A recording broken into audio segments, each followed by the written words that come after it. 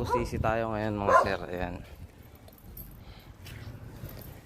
Eto kanina dito magkabaliktad pa yung kabit ng hose. Tapos ngayon nag-start. Tapos nung nag-start pumalya na. Eto isa sa daylan. Oh. Ayan yung naiwan na parte, 'di ba? Oh. Ito yung nandito. Kung mapapansin nyo, ito lang yung meron, yung banda rito. Pagdating dito, wala na talaga siyang gasket. Nilagyan na lang neto ng sealant, hindi kaya na sealant.